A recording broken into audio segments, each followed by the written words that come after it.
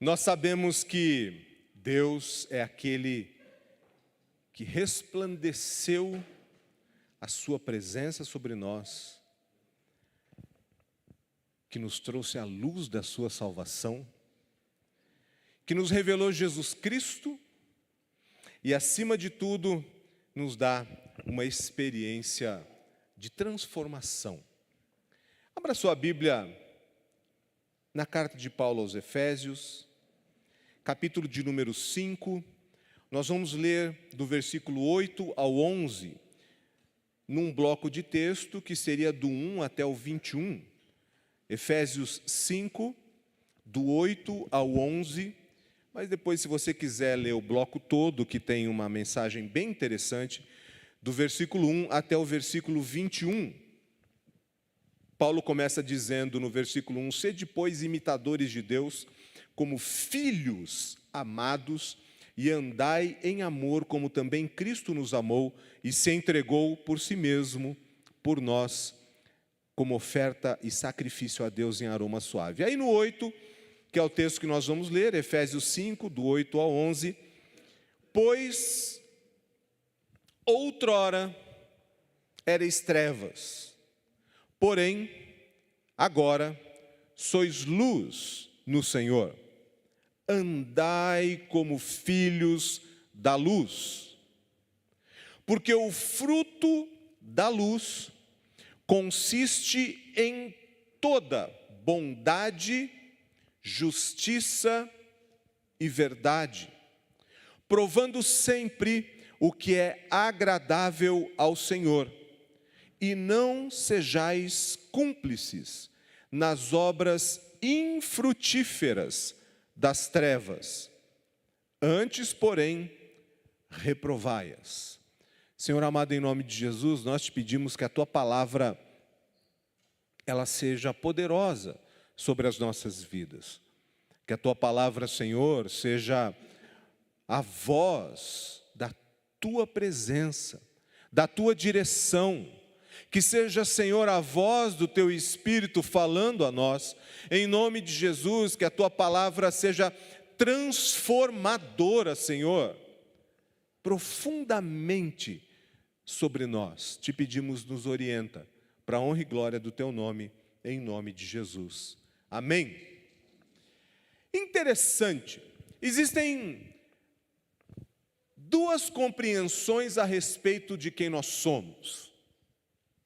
Certamente você conhece aquela fala do sujeito que quer pedir o favor de alguém, que quer pedir a compaixão de alguém, e diz assim, faz isso para mim, porque eu também sou filho de Deus. Já ouviu isso, não? Dá um alívio aí para mim, porque eu também sou filho de Deus. Me parece que isso também é muito ouvido nos botecos, né? Me faz o favor aí, porque eu também sou filho de Deus. Nada mais longe da verdade. Bom, talvez possa até ser, não é? Em alguns casos, mas a gente precisa entender dois conceitos aqui para que a gente possa compreender esse texto que nós lemos do apóstolo Paulo. Todos nós somos criatura de Deus. Todos nós fomos criados à imagem conforme a semelhança de Deus. Todos nós temos uma característica do toque criativo inicial, do sopro de Deus que nos dá vida. Todos nós, indistintamente, somos criatura de Deus. Todos nós temos um potencial em nós para nos aproximarmos de Deus.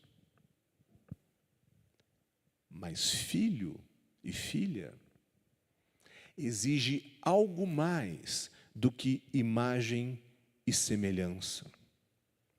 O que nos caracteriza como filhos de Deus é o que diz o evangelista João, no seu primeiro capítulo, no início do evangelho, ele diz, mas a todos quantos o receberam, Ele está falando de Jesus, o Verbo que no princípio estava com Deus, que no princípio era Deus, e nada do que foi feito se fez sem a presença de Jesus Cristo, o Verbo que virou gente e habitou entre nós, cheio de graça e de verdade.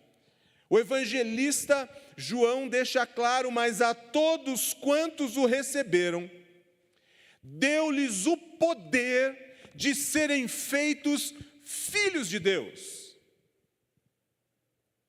Opa, quer dizer então que tem uma diferença aqui. Mas a todos quantos o receberam, Jesus Cristo, deu-lhes o poder de serem feitos filhos de Deus, a saber, aos que creem no seu nome, aos que creem no nome de Jesus Cristo, a saber, aqueles que creem no nome de Jesus Cristo, Deus deu o poder de serem feitos filhos de Deus, os quais não nasceram do sangue, nem da vontade da carne, nem da vontade do homem, mas nasceram de Deus. Nós somos criaturas com algo a mais. Nós somos criaturas criados à imagem e semelhança de Deus, que exercitaram a sua fé no propósito de Deus revelado em Jesus Cristo, e assim nós nos tornamos filhos de Deus. O que nos identifica como filhos de Deus é a possibilidade do relacionamento com Deus. Do relacionamento com Deus. O Evangelho de João, assim como todo o Evangelho, assim como a pregação de Jesus Cristo em todo o Evangelho e depois a interpretação do apóstolo Paulo de toda essa palavra do Evangelho na salvação em Jesus Cristo, na remissão dos pecados, na cruz de Cristo, nos colocando o propósito e o plano de Deus para as nossas vidas.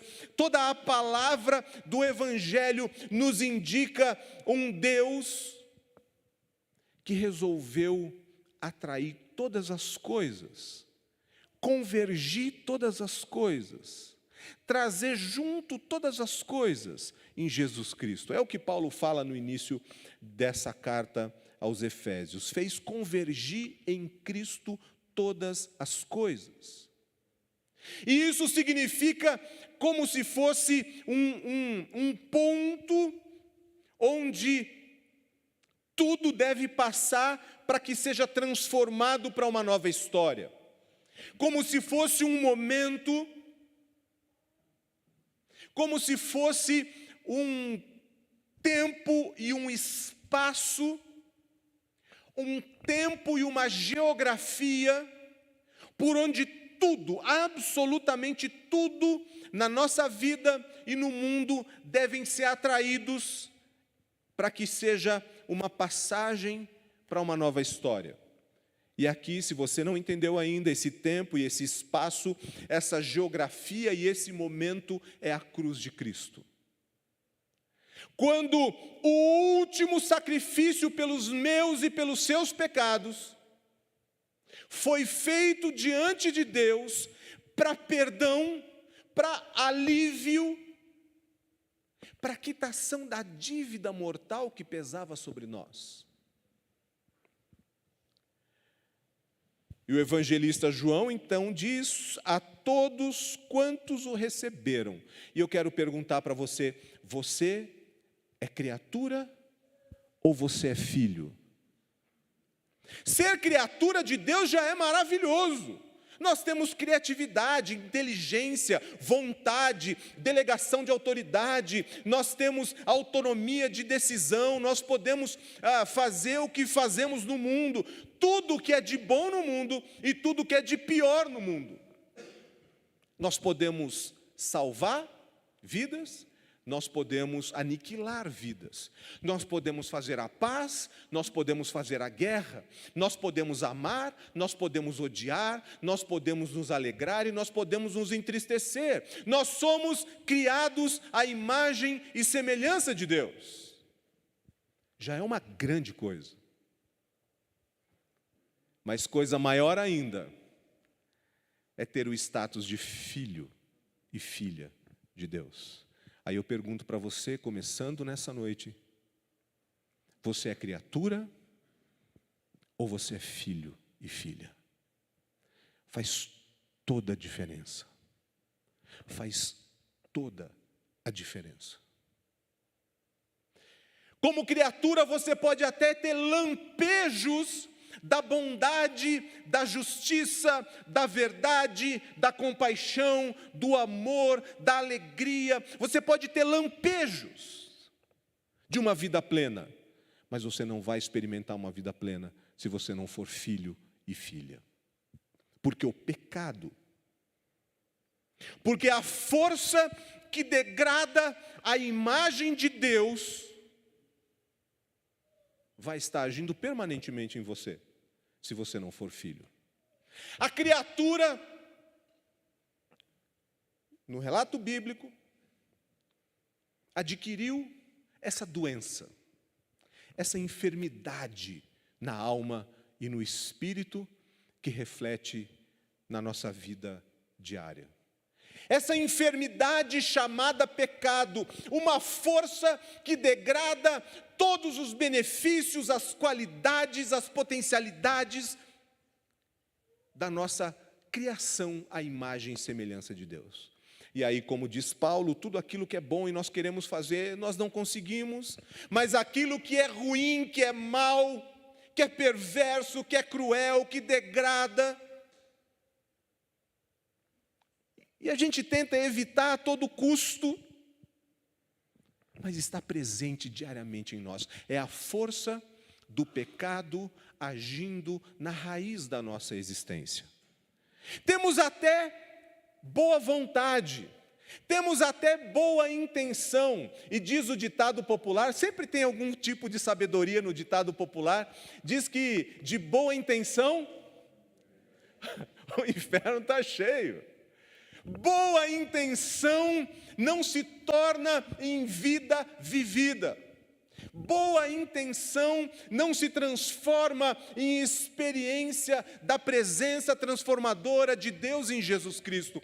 Boa intenção é apenas intenção, não é realização, não é prática. Tá bem, mas boa intenção já é alguma coisa. Sim, já é alguma coisa.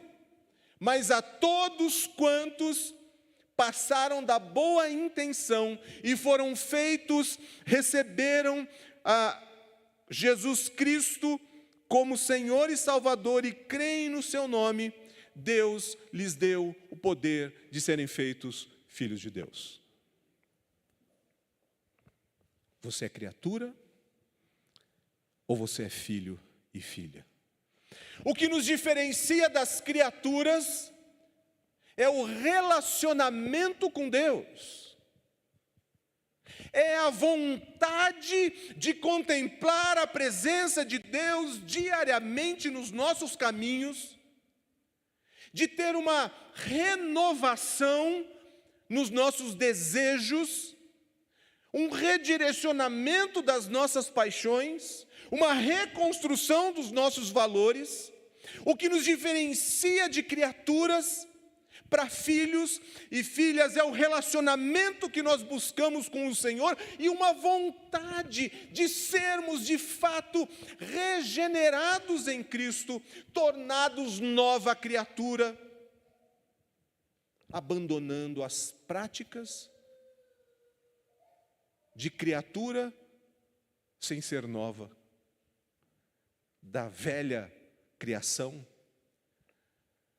A nossa fé nos faz compreender que nós somos criados, mas em Jesus Cristo nós somos criados novamente, nós somos novos nascidos, nós somos regenerados, fomos gerados de novo, não pela carne ou pelo sangue ou pela vontade dos homens, mas pelo poder e a vontade, e o propósito, e a direção de Deus. Se nós andamos na presença de Deus, se nós desejamos a presença transformadora, completa de Deus na nossa vida, nós podemos, então, ter as nossas vontades e desejos, e valores, e princípios, e práticas transformados. Esse novo nascimento nos dá uma nova identidade, e é disso que Paulo está falando. Quando Wesley descreve a natureza do novo nascimento, ele diz assim: é aquela grande mudança que Deus opera na alma quando traz a vida.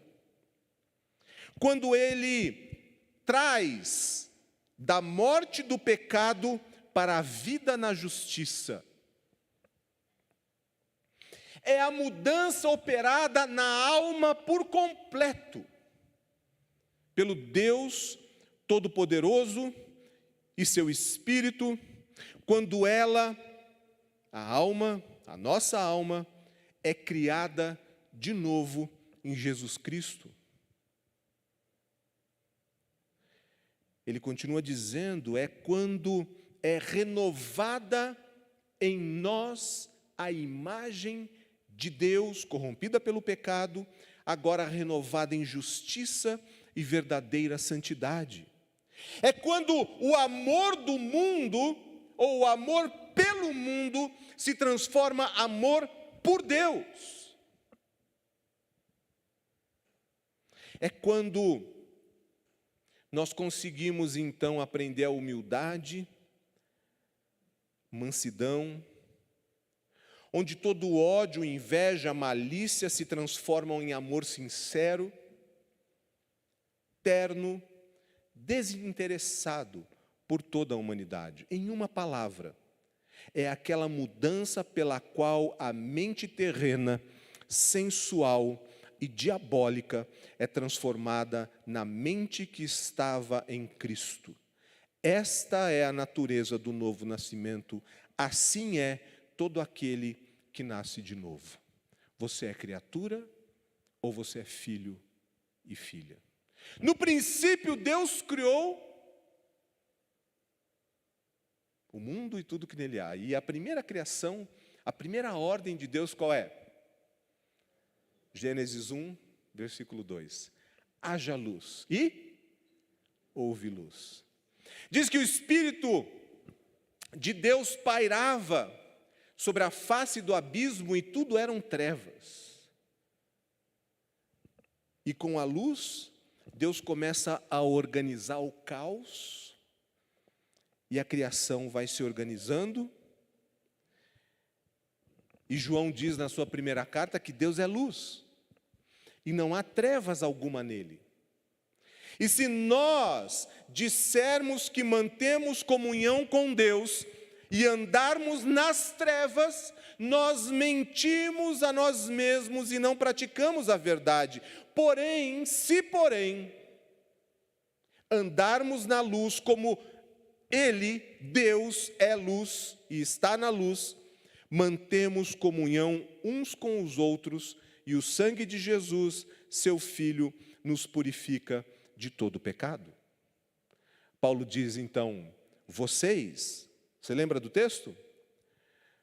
Outrora vocês eram trevas, criaturas nas trevas. Porém agora vocês são luz no Senhor. Efésios 5:8, o texto que nós lemos.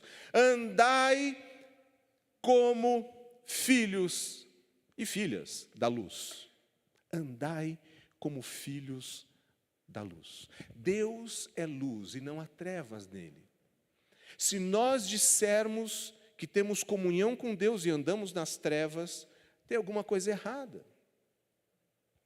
Você sabe que existem filhos das trevas, não sabe? Existem filhos das trevas. Existem aqueles que, no texto que eu disse para você, que esse texto, o bloco dele é do 5:1 até o 5:21. Se você tiver com a sua Bíblia aberta, acompanha aí, se você não está, presta atenção. O versículo 3 começa a descrever aqueles que andam nas trevas. Todo tipo de impudicícia, toda sorte de impurezas, cobiça, nem sequer se nomeia entre vós como convém a santos. Nem conversação torpe, palavras vãs, chocarrices, olha só a minha tradução, coisas essas inconvenientes, antes pelo contrário, ações de graça estejam entre vocês. Sabei, pois isso, nenhum incontinente ou impuro ou avarento que é idólatra tem herança no reino de Cristo e de Deus. Nossa, mas pastor, o que são essas coisas? Bom, deixa eu trazer para você uma tradução talvez mais acessível. A nova tradução na linguagem de hoje, desses versículos 3, 4 e 5, dizem assim: vocês também fazem parte do povo de Deus. Portanto, qualquer tipo de imoralidade sexual, que é a tal da impudicícia,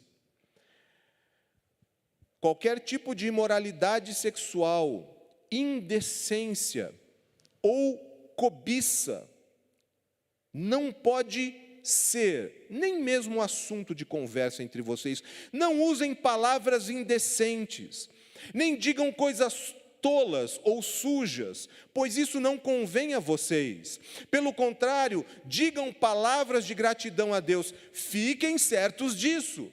Versículo 6, jamais receberá uma parte no reino de Cristo e de Deus qualquer pessoa que seja imoral, indecente ou avarenta, pois a avareza é um tipo de idolatria. Essas são as obras das trevas.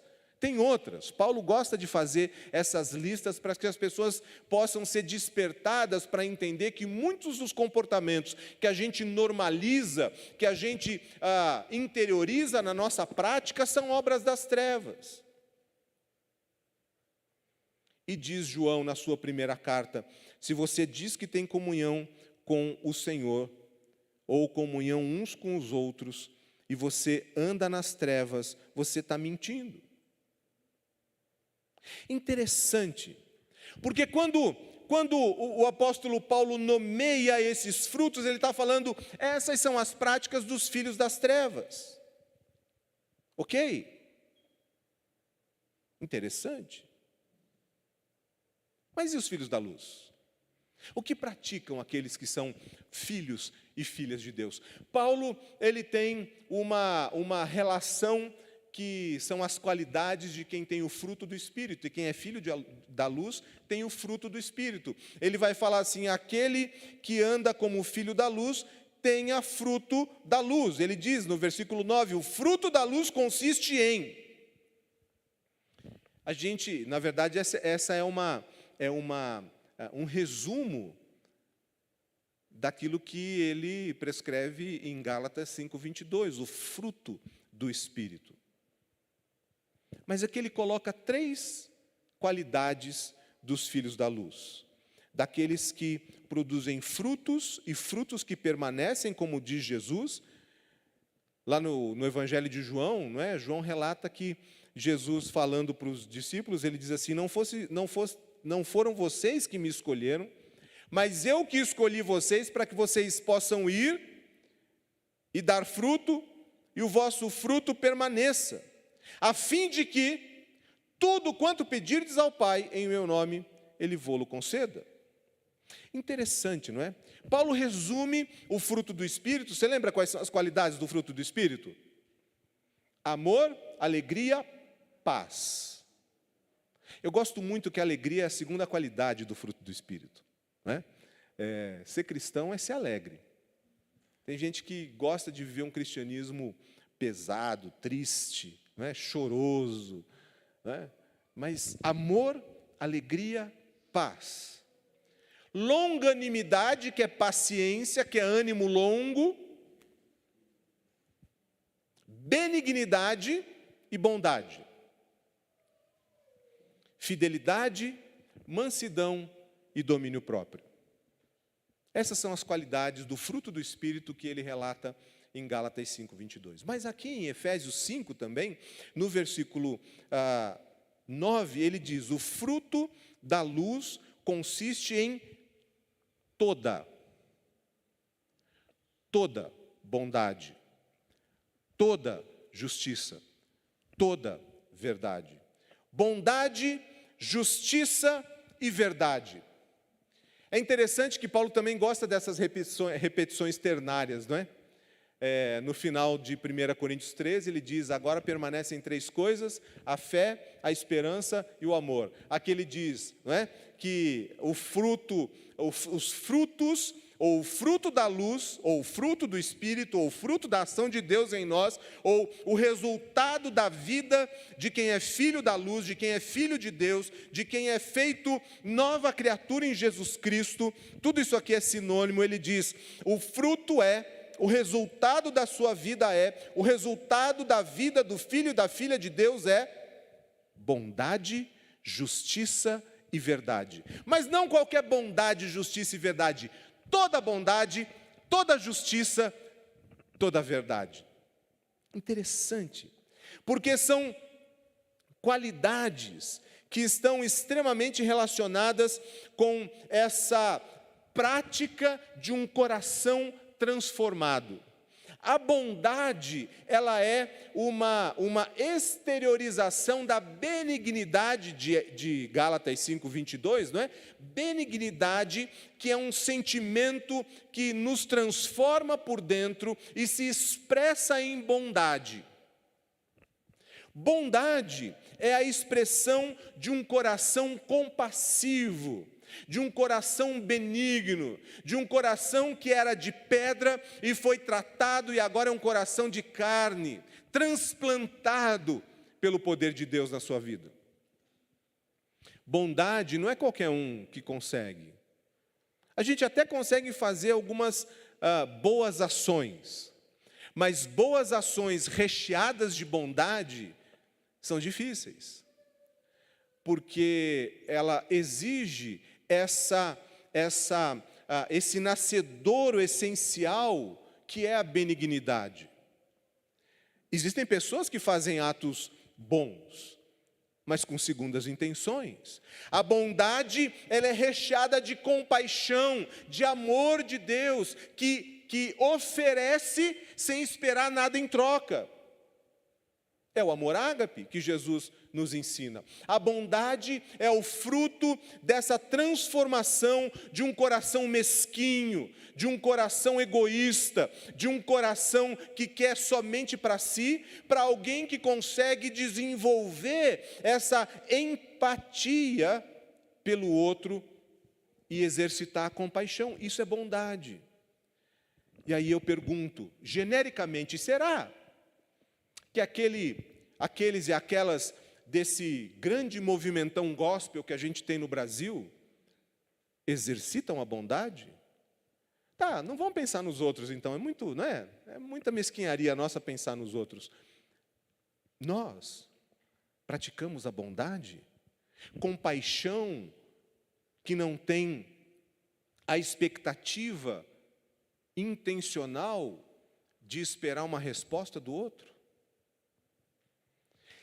Deixa eu te dizer, é muito bom a gente exercitar a bondade. A bondade, ela melhora a nossa autoestima. Ela não é só um resultado da transformação da nova criatura que Deus opera em nós, mas ela muda o nosso ser. A bondade, ela aumenta a nossa autoestima porque ela trabalha a nossa empatia pelos outros, a nossa capacidade de compaixão, de perceber o sofrimento dos outros e de agir em favor dos outros, por amor. E, portanto, ela melhora o nosso humor. A bondade, existem pesquisas, o povo pesquisa de tudo, né? É isso que é maravilha da nossa inteligência, da nossa capacidade, né? Algumas pesquisas mostram que o exercício da bondade, empatia, compaixão, fazer o bem aos outros, além de aumentar a nossa autoestima e melhorar o nosso humor, ela diminui a pressão arterial e o cortisol, que é o hormônio do envelhecimento e da morte, né? O cortisol é aquilo que circula no nosso sangue quando a gente está estressado, né? E nos envelhece. Fazer o bem, exercer a bondade, nos rejuvenesce. A pesquisa não diz isso, tá bem? Mas eu estou dizendo, nos rejuvenesce, porque melhora o nosso humor. Em vez da gente ficar achando que o mundo está horrível, olha só, mais uma guerra agora, nesse final de semana, né? Mais uma guerra, está tendo guerra não sei aonde, olha só o preço das coisas, olha só o que a gente está vivendo, olha só aquilo lá. Gente, para com isso, pelo amor de Deus. Para de profetizar destruição, para de profetizar o caos, muda esse humor. Ah, pastor, como é que eu vou mudar o humor se está tudo ruim? Bom, começa a praticar a bondade, que a empatia e a compaixão pelos outros vai fazer nascer em você uma autoestima melhor e você vai se relacionar mais com Deus. Você percebe como acontece? Paulo diz assim, os filhos da luz, eles não ficam olhando aquilo que é o ruim, pelo contrário, eles profetizam aquilo que é bom. Então, o fruto da luz é toda a justiça. Justiça como expressão da fidelidade aos princípios do propósito de Deus. Expressão de fidelidade aos propósitos. Qual que é o propósito maior de Deus? Tem gente que diz assim, o propósito de Deus é punir as pessoas. Né? Ficar lá com um chicote pronto para dar aquela estralada ultrassônica, né? Supersônica. Né? Sabe que negócio do chicote fazer... Sabe, do antigo Beto Carreiro?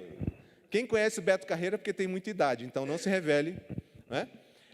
Pega assim, tá, e o chicote estala, né? Porque a pontinha do chicote passou a velocidade, quebrou a barreira do som e faz aquele estalo. Né?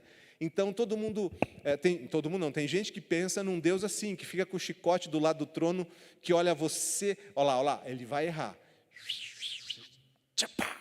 Não é? Tem gente que só pensa num Deus que castiga, que pesa a mão. Jesus Cristo estava indo para Jerusalém com o rosto, assim disseram os samaritanos, que estava na cara que ele ia para Jerusalém. Ele falou, não vai passar aqui não, pode fazer o caminho maior. Não, quem vai para Jerusalém não passa pelas nossas aldeias.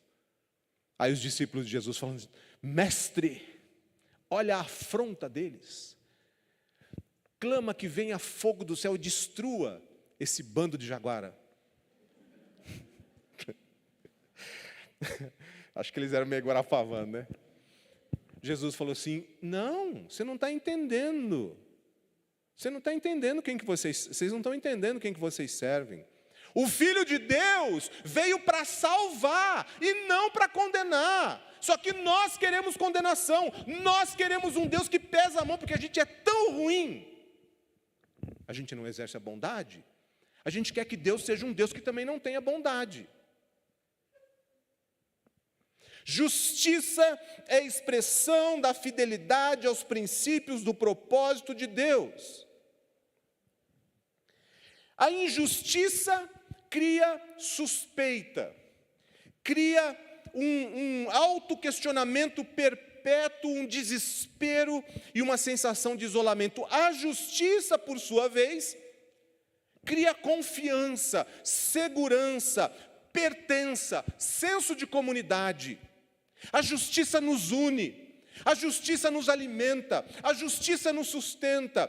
O exercício de toda a justiça na perspectiva do Evangelho cria a igreja, onde todos tinham tudo em comum e cada um recebia conforme a sua necessidade. Nós não conhecemos isso. Nós não sabemos o que é a ação do Espírito, como eles tiveram naquela época. E nós queremos dizer que nós somos igreja. Filhos da luz vivem toda a bondade. O fruto da sua vida é toda a bondade e é toda a justiça. A justiça nos cura do nosso individualismo, do nosso isolamento, do nosso egocentrismo, do nosso egoísmo. O exercício de toda a justiça na perspectiva da nova criatura, dos filhos da luz, nos dá uma dimensão de relacionamentos no mesmo nível, igual, entre iguais, entre irmãos e irmãs. Não haja entre vós, diz o apóstolo Paulo, diferença entre homem e mulher, servo e livre, grego e judeu, todos são um em Cristo. Só que a gente acha que não precisa disso não. Vamos colocar hierarquias, vamos diferenciar as pessoas. O fruto da luz, dos filhos da luz, é toda a bondade, toda a justiça e toda a verdade. Verdade como expressão da sinceridade de viver como filho da luz.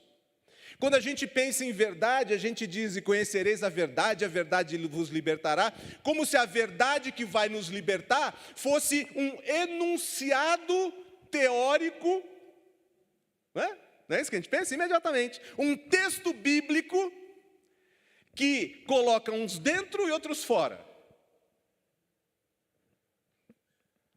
A verdade é essa sinceridade existencial.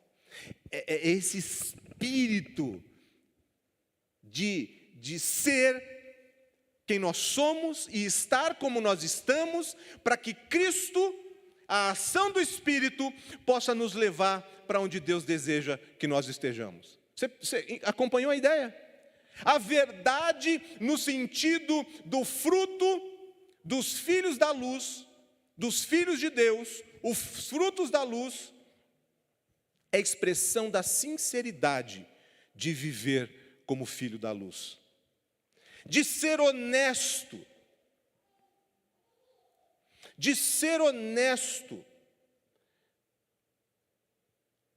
vou repetir de novo, de ser honesto e honesta, porque nós gostamos de mascarar a verdade, e aí melhora a nossa saúde mental. Existem escritores, pesquisadores, e um deles, inclusive, amigo meu, lá de Porto Alegre, ele mora em São Paulo, e ele escreveu um livro sobre como que a igreja adoece as pessoas. Como a igreja adoece as pessoas. Deixa eu dizer para você, eu concordo plenamente com ele.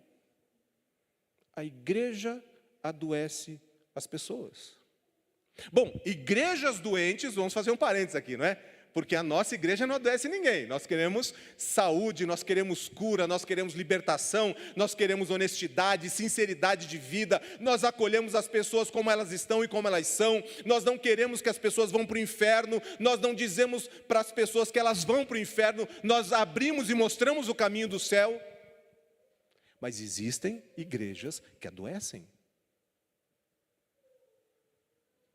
Existem muitas igrejas que adoecem. Viver toda a verdade significa a experiência de uma vida honesta. Hoje eu não estou bem. E ninguém vai chegar do seu lado: porque a sua fé está fraca. Não, você não está bem porque não está bem. Você não está bem porque o peso das dificuldades, das catástrofes do dia a dia.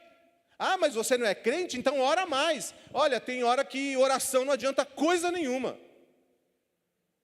Mas um abraço sincero, de acolhimento, um abraço verdadeiro, de amor, compassivo e bondoso, funciona muito mais que a oração. Não é porque a oração não tem poder, a oração tem poder. Mas a oração funciona quando nós somos uma comunidade em Cristo, onde os nossos relacionamentos são transformados. Viver toda a verdade é a capacidade de nós aceitarmos os nossos irmãos como eles são, e olharmos para Cristo, e apontarmos a Cristo. Mas nós queremos um Deus que não é bondoso. Viver toda a verdade é diminuir a incongruência. Você sabe o que é incongruência? A incongruência de ser falso. Incongruência é quando não encaixa, quando não está certo, Não está dando certo. Incongruente é quando não encaixa, não dá certo. Aquilo que você está dizendo não é aquilo que você pratica, aquilo que você pensa não é aquilo que você faz, aquilo que você diz quem você é, de fato não é quem você é. Isso é incongruência. Então, viver toda a verdade diminui essa incongruência da falsidade, da hipocrisia. Você sabe que a hipocrisia é um caso de, eu gosto dessa palavra, dissonância cognitiva, ou seja, a pessoa pensa uma coisa e faz outra, a pessoa acha que é e está fazendo completamente outra coisa, produzida quando uma pessoa opta livremente por promover um comportamento que ela mesma não pratica. Em uma palavra, fariseu, bíblico. O fariseu não vivia a verdade, ele até falava da verdade, mas ele não queria viver a verdade. Ele queria maquiar. Jesus diz assim, vocês são como túmulos pintados de branco, caiados. Sabe quando pinta com cal, branquinho, fica até, não é? Que túmulo bonito, mas o que tem dentro do túmulo? Morte, osso, podridão. Jesus fala para os fariseus, vocês são assim, por fora vocês são todos bem vestidos, assim como eu estou hoje, né? E por dentro eu estou... Minha avó que dizia um ditado popular, de novo, né? Sabedoria popular, né? Por fora, vocês conhecem, né? Bela viola, por dentro, pão bolorento. Eu lembro minha avó falando disso, né? Mas é verdade. Incongruência, não é a verdade. Os filhos da luz vivem toda bondade, toda justiça e toda verdade, porque nós não temos medo de papai. Por isso nós podemos ser honestos, sinceros. Nós não temos medo do Abba, paizinho.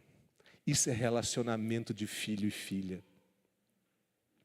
De um Deus que não é carrasco. Você teve bom, com certeza algum de vocês teve um pai autoritário e carrasco.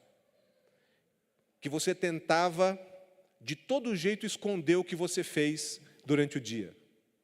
Porque ele chegava à tarde e te dava uma surra e te dizia, não sei porque eu estou te batendo, mas você sabe porque você está apanhando. Não precisa nem levantar a mão que teve um pai assim, ou conhecer alguém que teve um pai assim. Eu conheci vários. E aí você tentava se esquivar de todo jeito. Porque era um pai carrasco. Deus não é um pai carrasco. Não é um pai carrasco. Ele é um Deus de graça, de amor e salvação.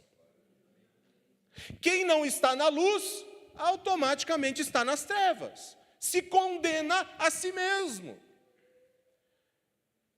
Eu convido você nessa noite a ter a certeza de que você é filho e filha de Deus. De que o fruto da luz seja a tua experiência que transforma a tua vida por completo. Porque o mover de Deus em Jesus Cristo transforma a tua visão de si mesmo, a tua visão do teu próximo e a tua visão a respeito de Deus. Por isso que quando perguntam a Jesus, qual é o mandamento mais importante nesse relacionamento com Deus? Ele poderia ter falado assim, temer a Deus, respeitar o seu vizinho e ser uma pessoa disciplinada. Não podia ter respondido assim? Podia. Mas Jesus responde, é amar. Amar a Deus sobre todas as coisas, amar ao próximo como você aprendeu a amar a si mesmo. Nisso se resume ou se cumpre toda a lei e os profetas. Relacionamento com esse Deus de amor nos torna filhos e filhas de Deus. Feche os teus olhos, vamos ter um momento de oração. Pai amado, nós pedimos em nome de Jesus que a tua presença, o teu mover, o teu espírito, a tua palavra, a revelação do teu amor, o teu convite a nós, Pai, para que nós possamos tomar uma decisão que nos transforma de criaturas e nos leva para o status de filhos e filhas. Num relacionamento baseado num amor que salva, que transforma, que aperfeiçoa, que santifica, em nome de Jesus, Pai. Nós queremos essa experiência poderosa, Pai amado, transformadora, regeneradora. Queremos nascer de novo em Jesus Cristo.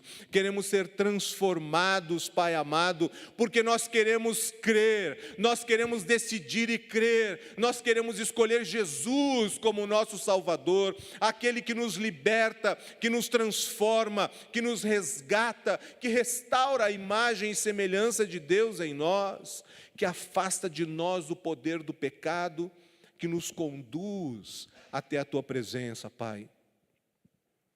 Ah, Paizinho, nós queremos Te conhecer, e não apenas as imagens que nós pintamos de Ti, e não somente as comparações que nós conhecemos da nossa vida natural, nós queremos Te conhecer por completo. Senhor amado, que como filhos e filhas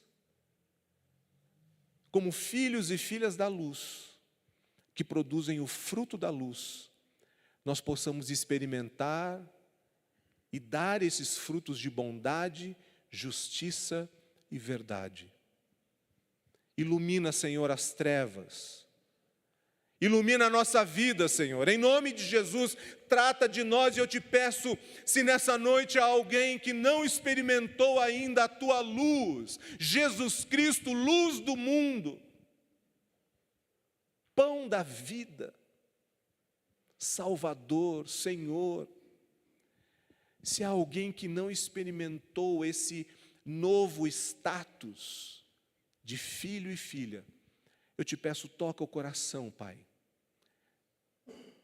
Toca o coração, para que haja uma decisão de fé, para que haja uma experiência de fé, para que haja, Senhor, uma experiência contigo, para que haja uma transformação, um novo nascimento, não da carne ou sangue, mas no Espírito em Deus. Oh, Pai, nós queremos mais de Ti, Senhor.